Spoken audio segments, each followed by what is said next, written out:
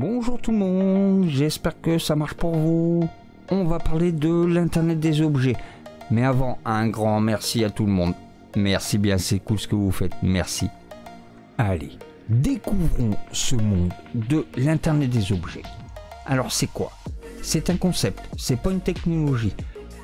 Nous verrons sa représentation et après nous verrons toute la technologie qu'il emploie. L'IoT, c'est l'unification entre les objets de différentes natures, qu'ils soient physiques ou virtuels, et de transférer des données sur un réseau sans intervention humaine. C'est de l'intelligence artificielle et ça fait 40 ans que nous l'utilisons.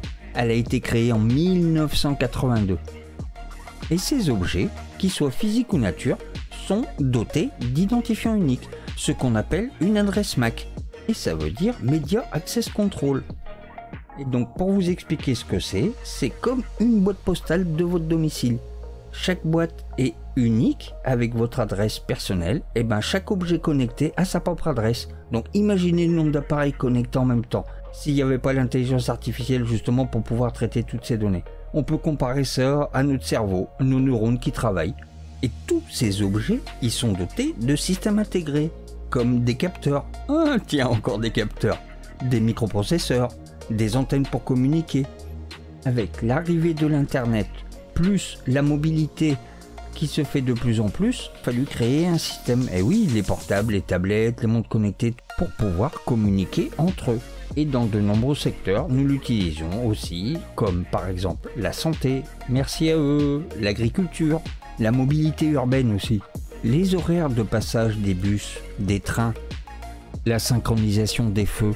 Il y a aussi beaucoup l'industrie qui a permis justement son évolution majeure. Dans les années 90, avec l'arrivée des chaînes de montage et la robotisation. Oh, j'ai du mal mais j'y arrive.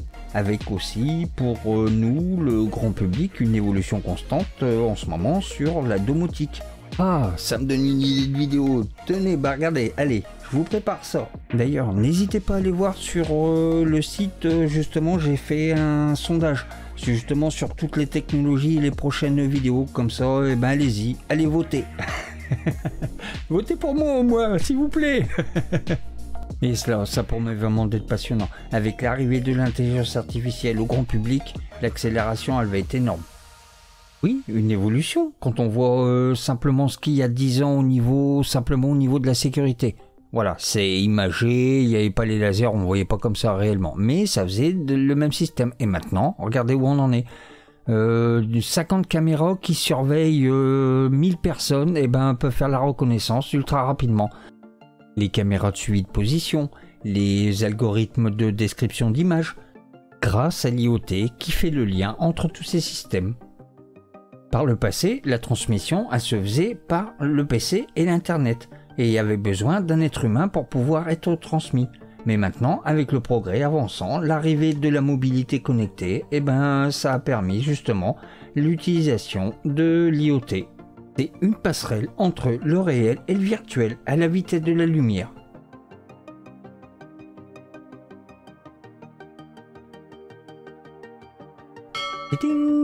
Maintenant, voyons son fonctionnement. Et pour pouvoir être transmis, ils utilisent un réseau. Le réseau, c'est comme une connexion Internet. Par exemple, pour votre téléphone, vous utilisez la 4G ou la 5G. À la maison, vous utilisez aussi le Wi-Fi ou le Bluetooth. Mais pas que l'Internet. Les bips d'entrée de garage de voiture. Et tout ce joli monde, donc tous ces objets, et ben pour pouvoir transmettre, ils utilisent ce qu'on appelle des fréquences. Et donc des fréquences, c'est des mégahertz, comme dans le milieu médical. Quand vous voyez les oscilloscopes, c'est exactement ça, c'est ça, des fréquences. On va voir son cheminement, ça sera plus simple. Vous êtes avec votre téléphone à un concert, vous vous éclatez, super, vous voulez envoyer un message ou une vidéo à quelqu'un que vous connaissez, que les ondes, elles partent de votre téléphone, vont sur une antenne relais, ce qu'on appelle, puis passe après par ce qu'on appelle un data center pour pouvoir trier toutes ces données, puis après repart sur une autre antenne et vous recevez instantanément de l'autre côté, grâce à ce système, toutes les informations à la vitesse de la lumière. Il n'est pas beau le progrès quand même. C'est vrai, on parle pour nous, mais il y a aussi énormément de secteurs qui l'utilisent. La santé, je vous disais. Et ben heureusement que l'IoT est là pour pouvoir transmettre des données. Bon, sans quand même avec la surveillance de l'être humain. Mais il faut quand même énormément de traités de données en même temps. Les villes aussi l'utilisent beaucoup. La synchronisation des feux de signalisation, les marquages sur le sol pour tout ce qui est les places de parking, les locations de vélos, quand vous avez sur votre application de téléphone un vélo disponible à 400 mètres, les horaires de train, les horaires de bus, oh là, il y en aurait tellement à vous citer que dans une heure on y sera encore. Pour faire simple, ces données donc sont envoyées, donc, comme je vous disais, sur des data centers. Mais l'ensemble de ces données aussi, donc c'est ce qu'on appelle le cloud pour la transmission. Vous savez, ces grandes salles de serveurs qui traitent des milliards et des milliards de calculs à la seconde, comme les data centers. Et bien tout ça, c'est du cloud. Vous voyez que vous apprenez beaucoup de choses et c'est pas fini. Pour résumer son cheminement, il permet de recevoir des informations en forme d'ondes qui sont transmises donc par du matériel, de les décoder ensuite pour la transmission et de l'envoyer n'importe où sur la planète pour pouvoir les réceptionner. Et partez pas, hein, c'est pas fini, il y a encore beaucoup de choses à voir. Et comme toute technologie, eh ben, ça pose quand même certains problèmes. Par exemple, des problèmes de sécurité. Où sont stockées les données? Qui peut les voir? Qui peut les recevoir? Et actuellement, c'est le code, le navigateur Bard AI avec Google qui en Europe n'arrive pas à s'implanter à cause de ça. Par ailleurs, ça pose aussi un problème avec tout le nombre d'appareils qu'il y a connectés, vu que c'est énormément de données et qu'on s'en rend pas compte, c'est aussi sur l'écosystème, style la chaleur, l'électricité, la consommation sans cesse qui est en évolution. Bon voilà, ils travaillent dessus justement pour pallier à tous ces problèmes, mais ça ne doit pas être évident.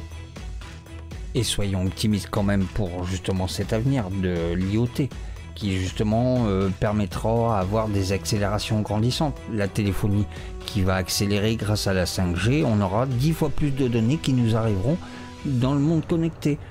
Actuellement, il y aurait depuis 2008, où ça a réellement été pris en compte, entre 15 et 20 milliards d'appareils connectés. Et sans cesse en évolution, avec les pays se démocratisant de plus en plus à la technologie. Et cela, ça sera passionnant, avec l'arrivée justement de l'intelligence artificielle dans le grand public, qui permet justement une accélération énorme, la miniaturisation justement des composants qui arrivent, la nanotechnologie, les ordinateurs quantiques, qui eux font des calculs à je ne sais combien de milliards à la seconde. Pour l'instant, les ordinateurs quantiques, on n'est pas prêt d'en avoir dans notre bureau. Hein, mais bon, voilà, l'avenir promet quand même d'être prometteur. Et vous voyez, donc il y a bien des solutions qui existent. Bon, c'est vrai que voilà, l'IoT permettra justement à toute l'émergence de tous ces systèmes. Par exemple aussi la réalité augmentée, qui sera plus immersif. Et dans bien d'autres domaines aussi de notre vie quotidienne. Voilà, l'internet des objets, il nous ouvre de nouvelles possibilités qui sont infinies et qui nous rapprochent d'un avenir plus intelligent et plus connecté. Et voilà, vous avez vu ce que c'était que l'internet des objets connectés, appelé IoT. D'ailleurs, si vous avez besoin d'autres informations, j'ai fait une vidéo sur l'intelligence artificielle, la réalité augmentée et la réalité virtuelle. Merci encore à tous et je vous remercie et je vous dis à très bientôt pour de nouvelles vidéos passionnantes. Merci, au revoir.